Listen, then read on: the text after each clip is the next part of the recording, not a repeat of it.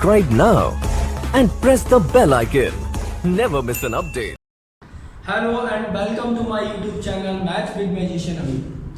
आज हम लोग पढ़ेंगे miscellaneous exercise chapter 1 relation and function क्या क्वेश्चन नंबर 10 और 11। पिछले वीडियो में हम लोगों ने क्वेश्चन नंबर 5 to 9 और उससे पहले के वीडियो में हम लोगों ने 1 to 4 तक क्वेश्चन को सॉल्व किया था। अगर वो क्वेश्चन अभी तक आपने नहीं देखे हैं और आप देखना चाहते हैं तो मेरी प्लेलिस्ट में जाकर आप वीडियो को देख सकते हैं, वहाँ आपको क्वेश्चन की प्लेलिस्ट मिल जाएगी। क्लियर है? तो चलिए हम चलते हैं क्वेश्चन नंबर 10 की तरफ। करा find the number of all onto function from the set 1 2 3 to n to itself।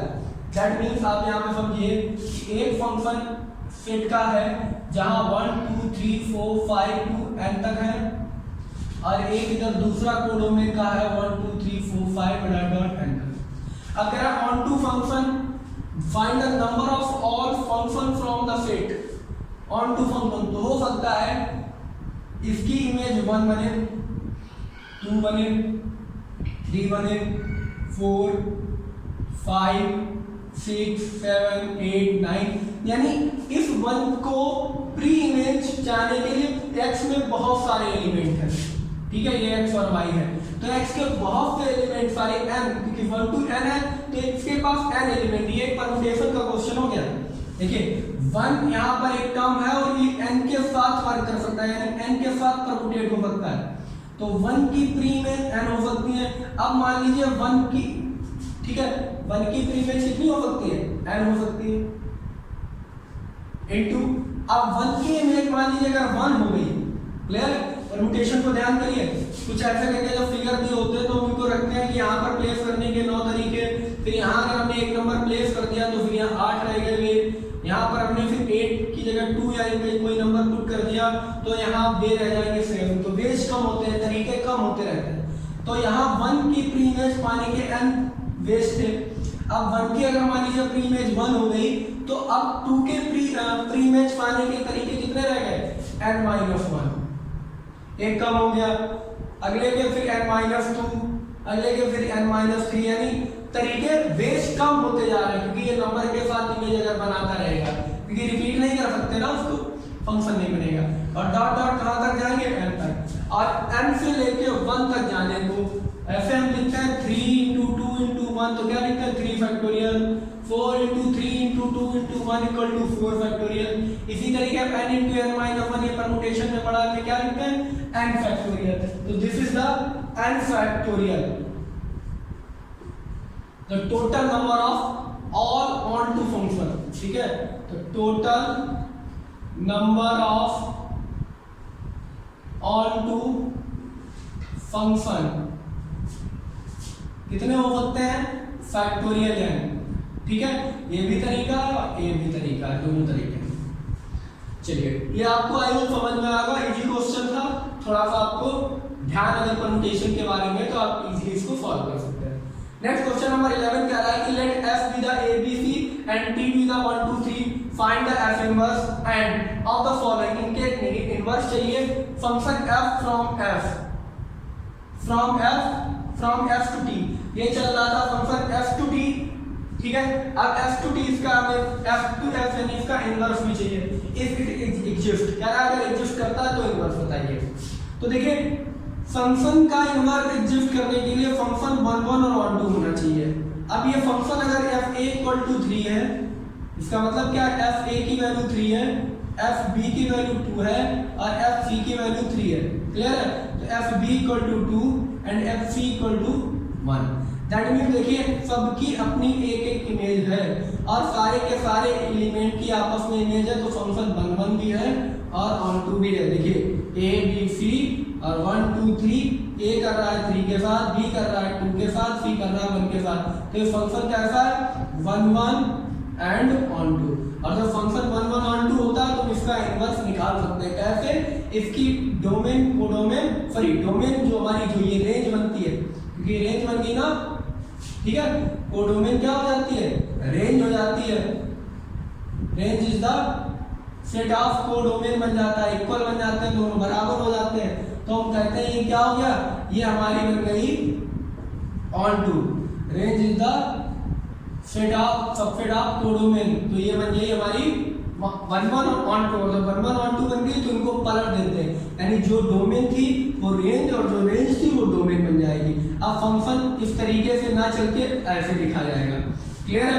तो एफ इनवर्स आप लिखेंगे 3, A, 2, B and 1, C, this is the inverse. Clear? I hope आपको समझ में आया होगा।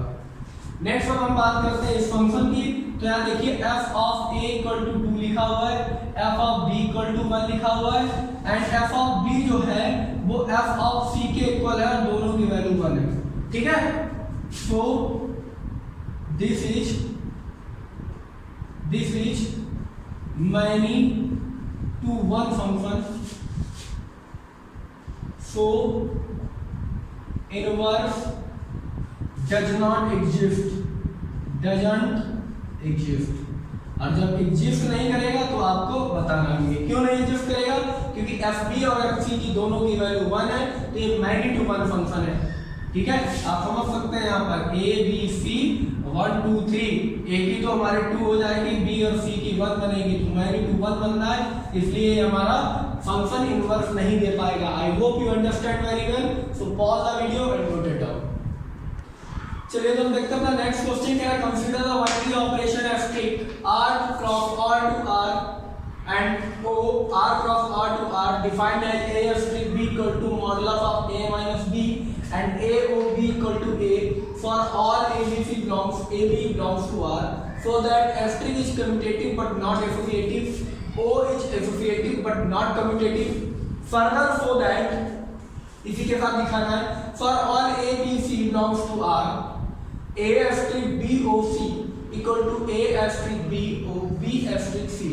If it is so, अगर ऐसा होता है, we say that the operation asterisk distribute over the operation o, तो asterisk जो है ऑपरेशन o के साथ डिस्ट्रीब्यूट होता है। Does o distribute over asterisk, तो क्या o जो है वो asterisk के साथ डिस्ट्रीब्यूट हो सकता है? जस्टिफाई योर आंसर, तो अपना आंसर जस्टिफाई करिए। तो सबसे पहले मेरे पास है एस्ट्रिक ऑपरेशन को कम्यूटेटिव और एसोसिएटिव दिखाते हैं। फर्स्ट ऑपरेशन है asterisk such that r cross r to r, और आपके पास फंक्शन है a asterisk b equal to mod of a minus b। सबसे पहले जब आप कम्यूटेटिव चेक करेंगे इसका कम्यूटेटिव, तो कम्यूटेटिव में आप चेक करते हैं a asterisk b equal to b asterisk a होना चाहिए। तो देखिए a एस्ट्रिक b कितना होगा, mod of a minus b, यानी लिख सकते हैं for a and b belongs to r, clear? Equal to ये हो जाएगा आपका b माइनस a, क्लियर? तो आप इसको लिख सकते हैं a माइनस b का मॉड इक्वल टू ये हो जाएगा माइनस a माइनस b का मॉड, और किसी का भी मॉड करेंगे तो वो इक्वल हो जाता है, इसीलिए a minus b equal to a minus b, तो ये कम्यूटेटिव है, कम्यूटेटिव तो है, क्लियर है? ये कम्यूटेटिव तो है। अब अगर हम एसोसिएटिव की बात करें तो एसोसिएटिव चेक कर लेते हैं। मान लीजिए let a equal to 1, b equal to 2 and c equal to 3, आप इसको ना माने डायरेक्ट abc के साथ भी प्रूव कर सकते हैं। देखिए अब अगर ये है तो एसोसिएटिव के लिए क्या होता है, a asterisk b asterisk c equal to a asterisk b asterisk c, यानी डिस्ट्रीब्यूट ये जो है किसी के साथ भी ग्रुप बनाए कोई प्रॉब्लम नहीं होनी चाहिए। तो a एस्ट्रिक b हो जाएगा हमारा a माइनस b है कितना, ये है 1 asterisk 2 asterisk 3 equal to 1 asterisk 2 asterisk 3। 1 asterisk 2 कितना निकलेगा, mod of 1 minus 2 asterisk 3 equal to 1 asterisk mod of 2 minus 3, तो 1 माइनस 2 आएगा माइनस 1, उसको प्लस कर देगा, तो 1 एस्ट्रिक 3 इक्वल टू 1, यहाँ एस्ट्रिक ये 2 माइनस 3 माइनस 1, ये भी 1 हो जाएगा, 1 एस्ट्रिक 3 ये हो जाएगा mod of 1 minus 3 equal to 1 asterisk 1 हो जाएगा 1 माइनस 1, तो 1 माइनस 3 माइनस का 2 जो पॉजिटिव हो जाएगा, दैट इज इंप्लाइज दैट ये माइनस का 2 जो आएगा, माइनस का 2 equal to mod of 0, this is equal to 2 which it does not equal to 0, तो हम लिखेंगे so it's not a associative, clear है? So it's not associative, associative तो नहीं है, एसोसिएटिव नहीं है। अब लेट बात करते हैं हम अपने दूसरे फंक्शन की, जो मेरे पास फंक्शन गिवन है ओ।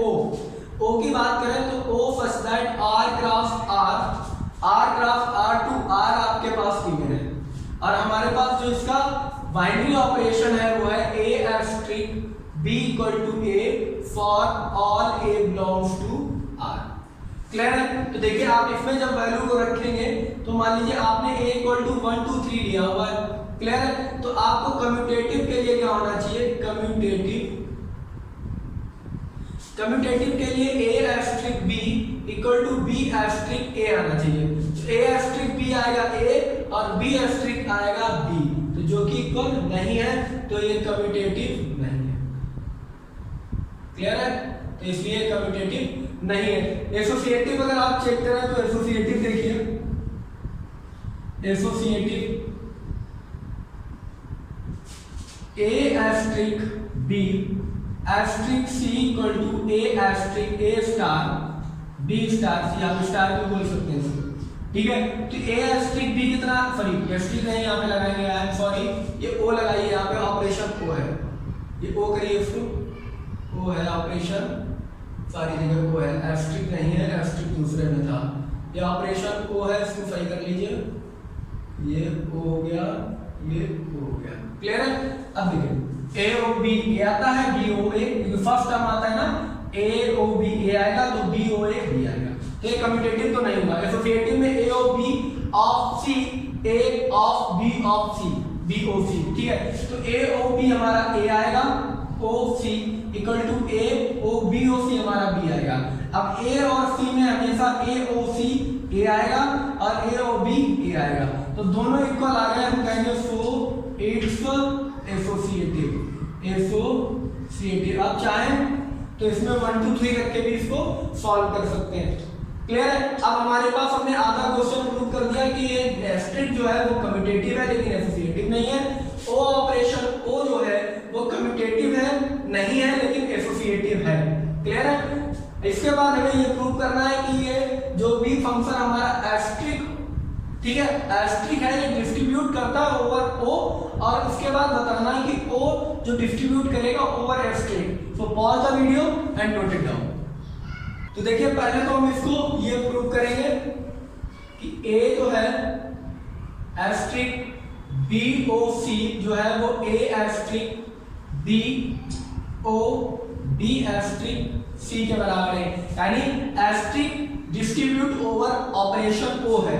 तो देखिए बी ओ सी कितना आ जाएगा, दोनों को अलग अलग सॉल्व करें तो बी ओ सी कितना आ जाएगा, ये हो जाएगा ए एस्ट्रिक बी ओ सी, तो ये बी आएगा क्योंकि ए ओ बी में ए आता है तो बी ओ सी में बी यानी पहला एलिमेंट आएगा। क्लियर है?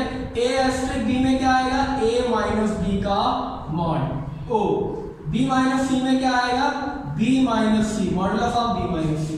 अब ए एस्ट्रिक बी क्या आएगा, ए माइनस बी, तो ए माइनस बी का mod equal to A mod A minus B O B minus C. तो जो ये ए है ये ओ ऑफ ये बी की तरह ट्रीट होगा, तो ए ऑफ बी की जगह अब ए आएगा, है ना, ये ए की तरह जो ट्रीट हो रहा है वही आएगा। तो ए की जगह क्या आ रहा है, A minus B. So LHS और आरएचएस दोनों इक्वल आ गई, हम कहेंगे so it's justified, so it's justified. Clear? So आप लिख दीजिए so operation asterisk distribute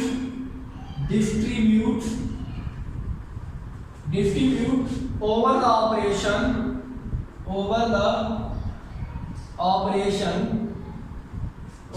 operation O. अब इसके दूसरे साइड से देखिए, सेकेंड पार्ट इसका भी और है, तो A O B asterisk C equal to A O B asterisk B O C, ये प्रूव करिए। ये अगर करता है तो ठीक है। देखिए बी एस्ट्रिक सी कितना आएगा, A of B asterisk C आएगा mod of B minus C. Clear है? इधर ए ओ बी कितना आएगा, ए एस्ट्रिक बी ओ सी कितना आएगा, बी। अब ए ऑफ बी माइनस सी, इससे हमें कोई मतलब नहीं है, बी है ए है और ए ओ बी में हमेशा ए आता है अकॉर्डिंग टू द ऑपरेशन। तो यहाँ आएगा ए, यहाँ कितना आएगा ए एस्ट्रिक बी यानी mod of A minus B which is not equal.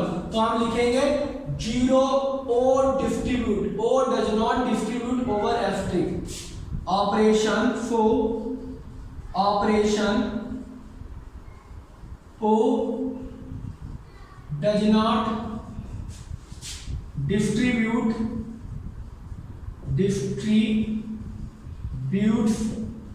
over asterisk. I hope you understand very well. If you like my video, then subscribe my channel and share my video with your friends.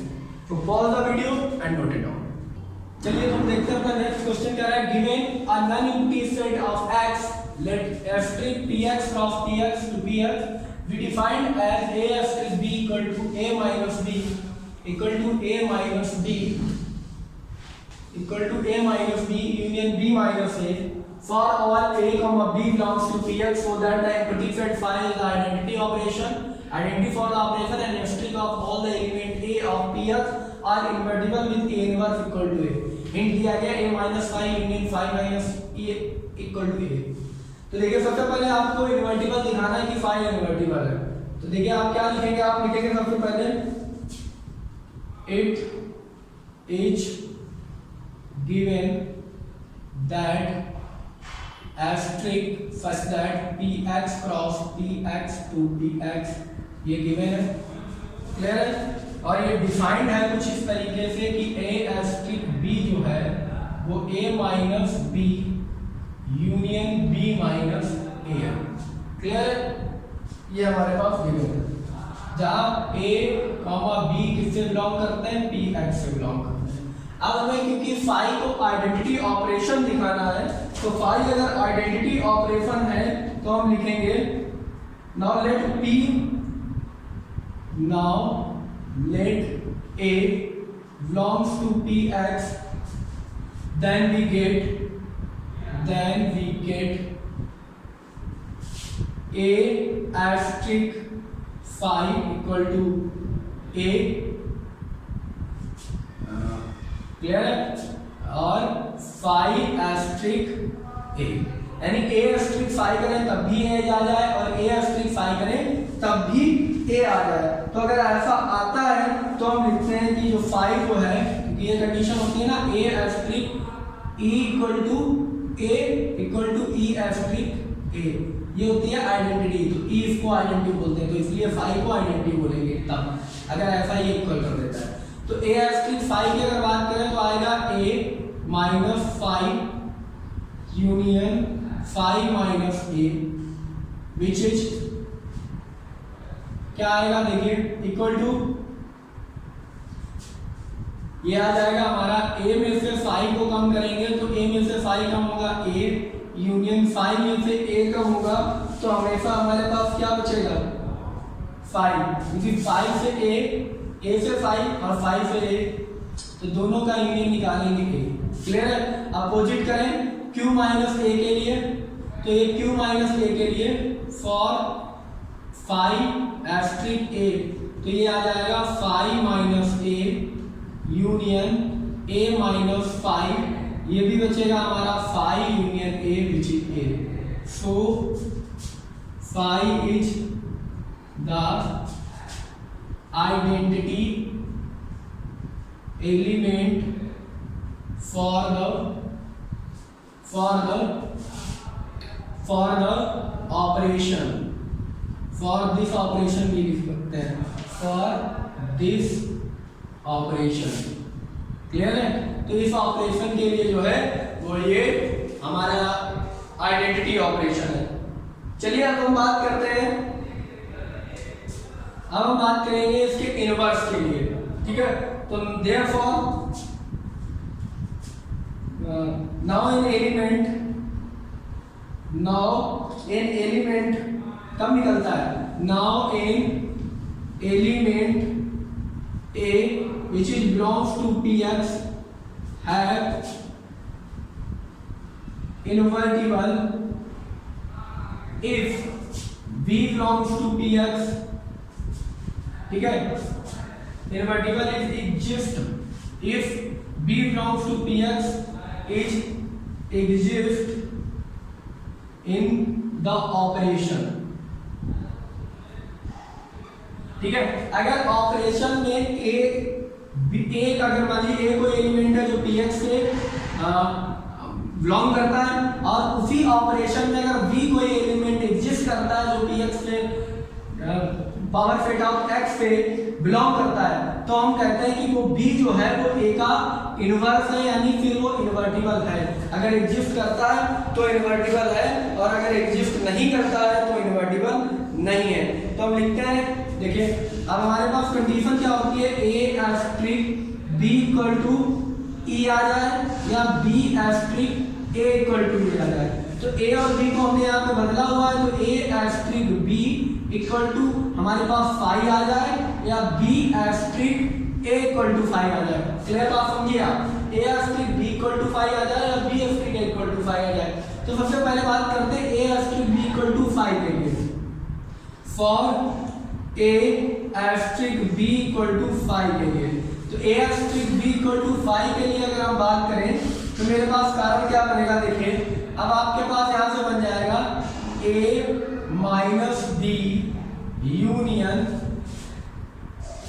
b minus a equal to five. Clear है, a minus b equal to b minus a equal to five.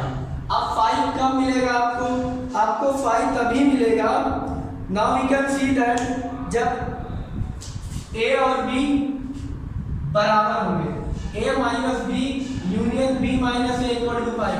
अगर मान लीजिए ये हमारे पास कुछ element बचता है, ठीक है, और यहाँ पर भी कुछ एलिमेंट बचता है, तो उनका अगर हम यूनियन करेंगे तो फाइव नहीं आएगा।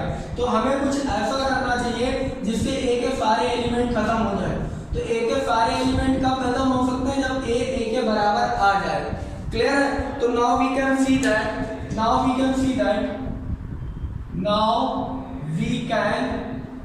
That a asterisk a exist कर रहा है, a एस्ट्रिक a हमारा इसमें px में है, ठीक है, तो दोनों के दोनों a और a सेम ले लिए, दोनों हमारे एग्जिस्ट करेंगे, ठीक है। तो इसको लिख सकते हैं इक्वल टू फाइव। क्लियर है, a asterisk a equal to five for all a belongs to, for यहाँ लिख सकते हैं for a belongs to px से बिलोंग कर रहा है, तो ये हो जाएगा a minus a union a minus a। अब आगे पीछे करो, a minus b union b minus a, दोनों सेम है। अब देखो इक्वल टू कितना आएगा, a माइनस a, ये आ जाएगा 5 यूनियन a माइनस a कितना आ जाएगा 5 विच इज इक्वल टू 5, दोनों 5 आ गए। अब अगर इसको उल्टा करके भी देखें, b माइनस a करके भी देखें, तब भी हमारे पास क्या आएगा, 5 ही आएगा। तो हम क्या कह सकते हैं, हम कह सकते हैं कि for all a and 5 belongs to px, दोनों के दोनों px में भी होंगे। तो अगर 5 हमारा px में भी होगा, a भी px में होगा, तो हम लिख सकते हैं a एस्ट्रिक a, यानी a is the inverse of itself, ठीक है। तो therefore all the element of a for px are invertible, so all the element of a belongs to px are invertible if a equal to a inverse। अगर a इसका inverse बना दे तो हमारे पास जो भी a equal to a 1/a, तो a equal to inverse आना चाहिए, तो हमारे यहाँ पर ये जो है आइडेंटिटी बन जाएगी a is एस्ट्रिक a, तो a is the a inverse। Clear है, तो यहाँ से ये बात हमारी प्रॉपर इन्वर्टिबल है कि a inverse equal to a। Clear, I hope you satisfy with it and you understand very well। अगर आपको कोई प्रॉब्लम है तो आप पूछ लीजिएगा कमेंट बॉक्स में, बहुत ही आसानी से क्वेश्चन को देखिएगा। एक बार में अगर समझ में नहीं आया तो उसको दोबारा से वीडियो को देखिए, एक एक वर्ड मैंने लिखा हुआ है, आपके समझ में आएगा। सो pause the video and note it down. चलिए तो देखते हैं अपना नेक्स्ट क्वेश्चन, क्वेश्चन नंबर 14 का define the binary operation asterisk on the set 1 0 1 2 3 4 and 5 as a asterisk b, a asterisk b, a plus b, if a plus b is less than 6, a plus b minus 6, if a plus b is greater than equal 6.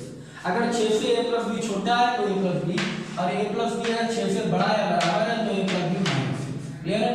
So that 0 is the identity for the operation and each element a does not belongs to 0. For the set is invertible with 6 minus a being the inverse of a. तो सबसे पहले हम बात करते हैं इसके identity की, zero identity कब होगा? तो an element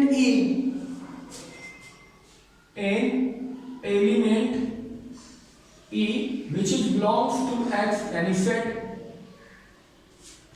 जो सेट से बिलोंग करता हो, इज द आइडेंटिटी एलिमेंट, हो सकता है is the identity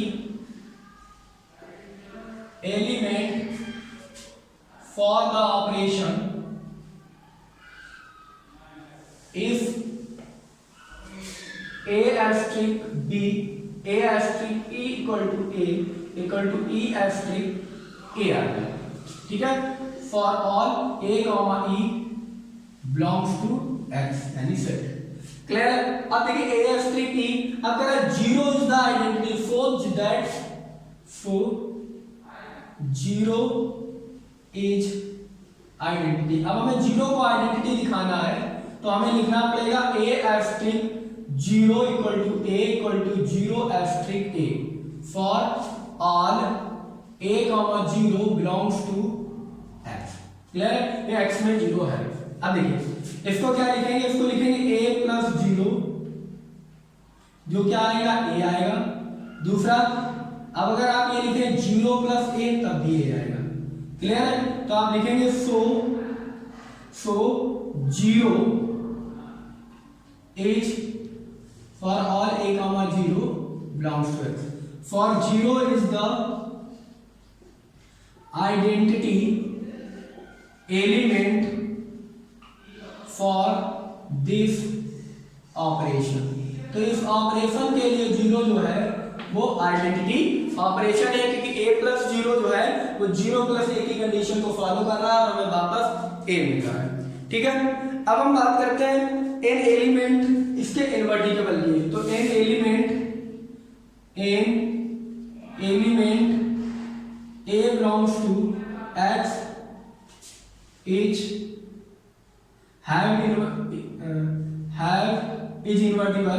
is invertible if there exists b which is also belongs to x if a asterisk b equal to e equal to b asterisk a. Clear है? For all a b and e belongs to x. अब देखिए यहां पर a की जगह a है, asterisk b equal to e की जगह मेरे पास 0 है. क्लियर? तो a plus b asterisk a for all a b and e belongs to x. अब बात यहां से क्लियर थोड़ी आपके लिए और हो जाएगी. अगर आप a asterisk b लिखेंगे तो आप लिखेंगे a plus b equal to 0. a plus b equal to 0 if a plus b is less than 6 then a plus b equal to 0. a plus b रहेगा. ठीक है? यहां पे आप ये कंडीशन यहां पे लिख दीजिए पहले. if a plus b is less than 6 then a plus b equal to 0 and a equal to minus b. Clear है? फिर लिखिए if a plus b is greater than equal 6 then a plus b minus 6 equal to 0. तो a plus b equal to 6. Clear है? तो 6 को इधर लाइए तो ये आएगा आपका 6 माइनस a. ठीक है? तो b इक्वल टू आ जाएगा 6 माइनस a. क्लियर है? यहां से अगर b इक्वल टू निकालना चाहे तो आपको b इक्वल टू निकलेगा माइनस का है. ठीक है? ये इन्वर्टिबल निकालना b होगा ना इन्वर्टिबल. ए का इनवर्टिबल बी होगा अगर A still B equal to identity आ जाती है। तो अगर a plus B less than 6 है तो a plus B equal to 0 तो b इक्वल टू माइनस है, और अगर a plus B is greater than equal 6 है तो a plus B equal to 6 तो b इक्वल टू 6 माइनस है। अब देखिए a plus B b equal to minus है, b equal to minus a का मतलब क्या है कि आपकी जो वैल्यू होगी वो निगेटिव में आएगी चाहिए, ठीक है, जो b की a की वैल्यू हो वो निगेटिव में आए। अब देखिए a और b यहां आप लिखते हैं ना for all a and b which is belongs to x, और x सेट क्या है, x सेट बेटा है 1 0 से लेके 0 1 2 3 4 5, यही तो है। यहां निगेटिव नंबर नहीं है, there is no negative number, so a negative हो ही नहीं सकता, तो ये तो पूरी तरीके से गलत हो गया। क्लियर है। अब यहां पर ये हो सकता है 6 माइनस है, a की वैल्यू अगर 0 है तो b की वैल्यू 6 माइनस 0 6 आ जाएगी, अगर a की वैल्यू 1 है तो b की वैल्यू 5 आ जाएगी, a की वैल्यू अगर 3 है तो 4 आ जाएगी, तो ये हमारा एग्जिस्ट करेगा। तो this is the inverse, this is the inverse of a, ये a का रियल इनवर्स है। तो being the inverse of a, inverse of a कितना है, b equal to 6 minus a is the inverse of a। I hope आपको समझ में आया होगा, so pause the video and note it down. चलिए तो हम देखते हैं अपना क्वेश्चन नंबर 15 की तरफ क्या है, late a 0 -1 0 1 2 and b is the set -4 -2 0 and 2 and f and g which is a to b with function defined by fx equal to x square minus x square minus x square, इसको लिख देता हूं मैं दोबारा, x square minus x and for all x belongs to a and gx equal to 2 into x minus 1 upon 2 x minus 1 upon 2 and minus का 1, this is the gx function। तो कह रहा है f and g are equal, justify your answer। तो देखिए जब इसका हम आंसर देंगे तो देखेंगे कि हमें क्या क्या गिवन है, हमें a और b सेट गिवन है, तो it is given that a and b this set and a function a to b, clear, और फंक्शन हमें गिवन है fx equal to x square minus x and gx equal to 2 upon x minus 1 upon 2 minus 1, clear, this is the function। अब अगर हम देखें we can see that क्या दिखेगा हमें कि हम कुछ वैल्यू अगर इसकी निकालें, जर्नल वैल्यू 1 2 3 पर इनकी वैल्यू को फाइंड आउट करें, तो x ये a से b जा रहा है तो -1 पे निकाल लें। अगर f ऑफ -1 देखें, f ऑफ g ऑफ -1 के बराबर होगा क्या, तो देखिए f ऑफ -1 कितना होगा, f ऑफ -1 होगा, फंक्शन में -1 रख दीजिए, तो x -1 का स्क्वायर -1 तो माइनस का 1 इक्वल टू gx है हमारा 2 इंटू 2 मॉड 1 माइनस का 1, ठीक है, माइनस का 1 एंड -1 अपॉन 2 और -1, इसको सॉल्व करिए तो 1 का स्क्वायर 1 और minus plus 1 equal to 2 into minus का 2 माइनस का 1 अपॉन 2 एंड -1, ये हो जाएगा -3 अपॉन 2, तो 2 equal to 2 mod of -3 upon 2 and -1, ये प्लस हो जाएगा, क्लियर है, तो 2 equal to 2 into 3 upon 2 -1, clear है, 2 से 2 कैंसिल और 3 से बन जाएगा 2, तो 2 equal to 2, clear, f of -1 equal to the g of -1। Next देखिए ये इस पे निकालिए, 0 पे निकाल लीजिए, f of 0 equal to g of 0 आएगा क्या, तो f ऑफ 0 का square minus 0 equal to 2 into 0 minus 1 upon 2 minus 1, तो 0 इक्वल टू 2 कितना बचेगा, 0 से -1 अपॉन 2 माइनस का 1 अपॉन 2 -1, माइनस के 1 अपॉन 2 ये प्लस का हो जाएगा, 0 इक्वल टू 2 इंटू 1 अपॉन 2 -1, इससे कैंसिल 1 -1 ये हो जाएगा 0, तो 0 equal to 0 that means f of 0 equal to g of 0, ठीक है। ऐसे ही आप सिमिलरली 2 और 3 को जब देखेंगे, सिमिलरली फॉर 1 एंड 2, क्लियर है, तो we can say that we can say that f of x equal to g of x. That means for all x belongs to a, for all x belongs to a, यानी हम कह सकते हैं f and g function are equal, f and g functions are equal. I hope you understand very well. So pause the video and note it down. चलिए तो हम देखते हैं अपना नेक्स्ट क्वेश्चन कह रहा है लेट a, क्वेश्चन नंबर 15 की तरफ कह रहा है late a 1, 2, 3 then the number of relation containing 1, 2 and 1, 3. अगर रिलेशन बनाया उसमें ये और इंक्लूड करें तो बता रहा है which are the reflexive symmetric but not transitive. तो ऐसे कितने हम सकते हैं कि वो रिफ्लेक्सिव हो, सिमेट्रिक हो लेकिन ट्रांजिटिव ना हो. तो देखिए अगर रिलेशन की बात करें तो इसमें सबसे पहले 1, 1 आना चाहिए, 2, 2 आना चाहिए, 3, 3 आना चाहिए, तब ये रिफ्लेक्सिव होगा. और अगर हम 1, 2 रखेंगे तो सिमेट्रिक के लिए 2, 1 भी होना चाहिए. और अगर 1, 3 रखेंगे तो 3, 1 भी होना चाहिए फॉर सिमेट्रिक. ये हमें कहां से मिलेगा? ये हमें ए सेट के क्रॉस प्रोडक्ट से मिलेगा. जब ए टू ए चलता है ना सेट ए टू ए तो हमें ऑर्डर पेयर बनते हैं कार्टेशियन प्रोडक्ट से. ए क्रॉस ए कार्टेशियन प्रोडक्ट निकाला जाता है रिलेशन के लिए आर फॉर्म. तो हमारे पास 1, 1, 2, 2 ये सारे सेट मिलेंगे, यहाँ से मिलेंगे. क्लियर? अब हमारे पास कौन रह गए? यहाँ पर अगर 3 एलिमेंट है और दूसरे में भी 3 है तो नंबर ऑफ रिलेशन 3, 3 जा 9 p into q बनते हैं. यानी सेट में a, सेट में p, b सेट में q, तो total number of relation pq. तो 3 3 9 बनेंगे. कौन से रह गए? 2, 3 रह गया और 3, 2 रह गया. अब बात करते हैं सिमेट्रिक है ट्रांजिटिव है क्या?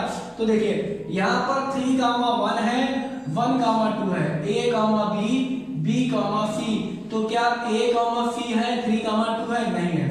अगर हम 3, 2 इस रिलेशन में जोड़ दें, 3, 2 जोड़ दें, ठीक है, तो हम यहाँ पे ये लिख सकते हैं. देखिए आप लिख सकते हैं 1, 3 belongs to r, 1, 2 belongs to r, but 3, 2 does not belongs to r. तो ये ट्रांजिटिव तो यहाँ से नहीं हुआ. क्लियर है? ये ट्रांजिटिव नहीं है. So it's not transitive. So it's not transitive. और अगर मैं 3, 2 जोड़ दूं, अगर मैं यहाँ पे 3, 2 लिख दूं तो ये कितना हो जाएगा? 2, 3 और हो जाएगा. तो हमारा रिलेशन कितना क्या हो जाएगा? इक्विवेलेंस हो जाएगा. इसलिए हम इसको इंक्लूड नहीं कर सकते. हमारा केवल और केवल एक ही रिलेशन बन सकता है इनको लेने के साथ. 1, 2 और 1, 3 को लेने के साथ, कंटेन करने के साथ हमारा केवल और केवल एक ही रिलेशन बन सकता है. So we can formed only one relation with containing 1, 2 and 1, 3. I hope आपको समझ में आया हो. नेक्स्ट क्वेश्चन देखिए. Let a 1, 2, 3 then the number of equivalence relation 1, 2. कितनी इक्विवेलेंस रिलेशन हो सकती है? तो देखिए r इक्विवेलेंस के लिए रिफ्लेक्सिव, सिमेट्रिक, ट्रांजिटिव तीनों होने चाहिए. तो 1, 1, 2, 2, 3, 3.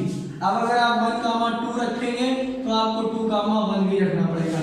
कौन कौन से सेट रह गया आपका? 2, 3 रह गया, इसका अपोजिट 3, 2 रह गया. 1, 3 रह गया, इसका अपोजिट 3, 1 रह गया. अब देखिए अब अगर आप 2, 3 यहाँ पे रखें तो आपको for symmetric if you put 2, 3 then it's necessary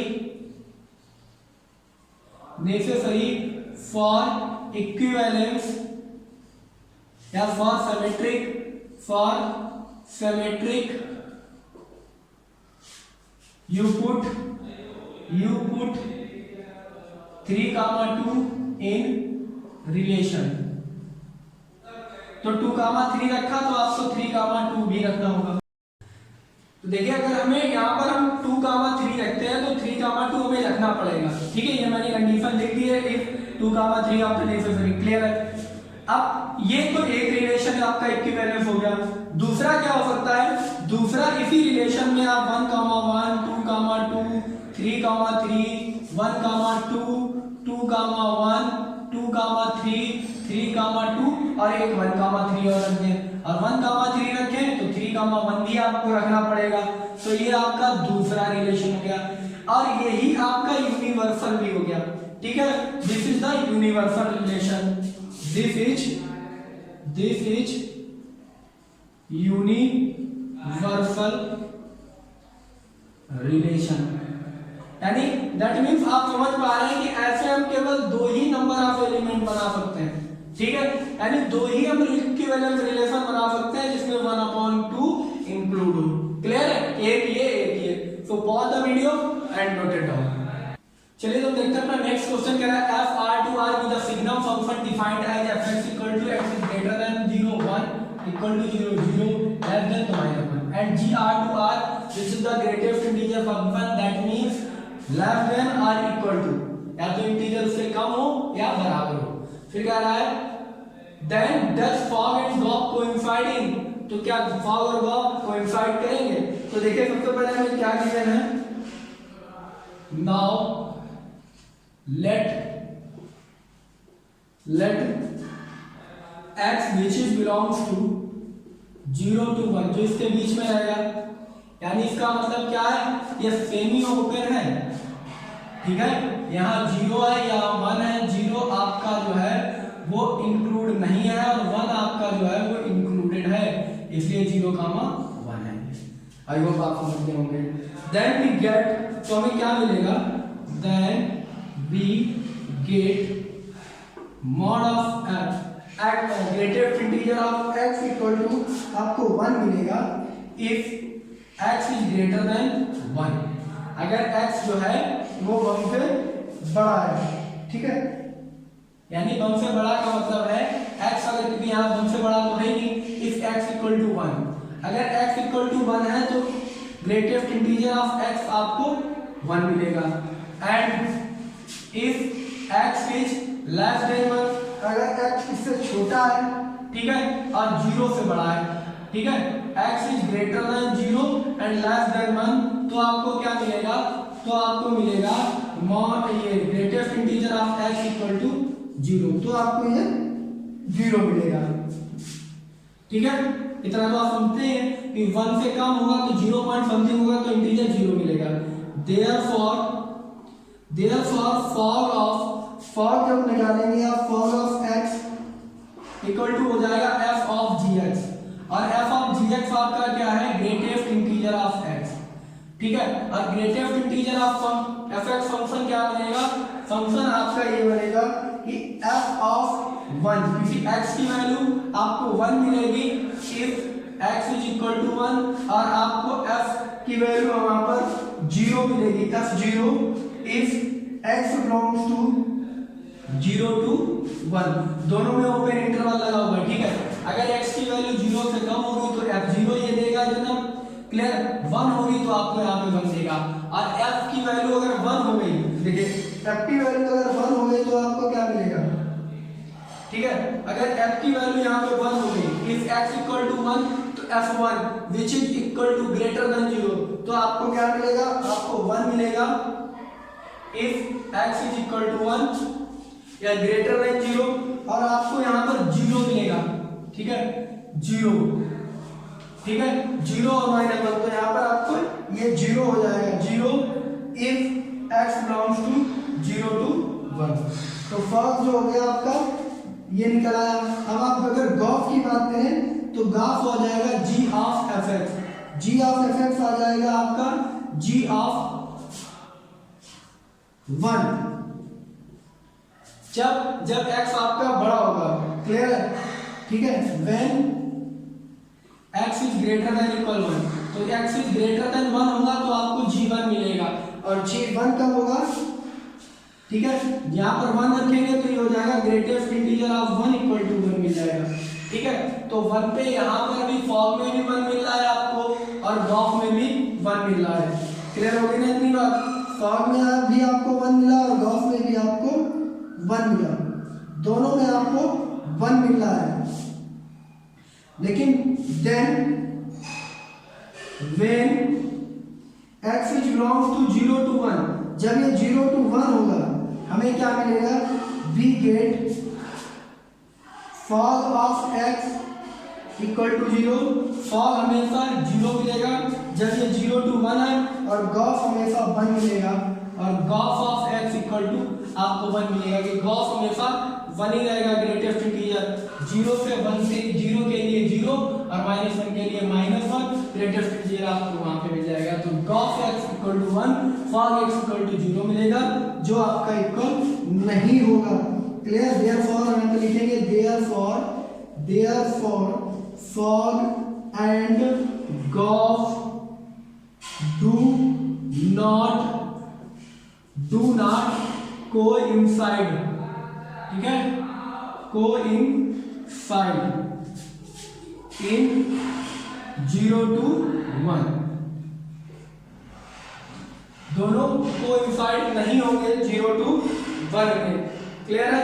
ये आपको यहाँ से समझ में आ रहा होगा, क्योंकि अब जब आप गॉफ फॉग निकाल रहे हैं तो फॉग ऑफ x आपको दो वैल्यू दे रहा है, जब x की वैल्यू 1 होगी तो 1 और x की वैल्यू 0 to 1 होगी तो 0।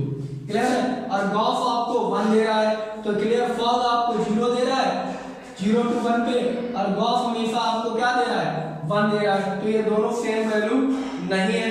सो pause the video and note it down. Last हमारा क्वेश्चन नंबर 19 है 625 का, कह रहा है number of binary operation on the set a, b are 10, 16, 20 and 8।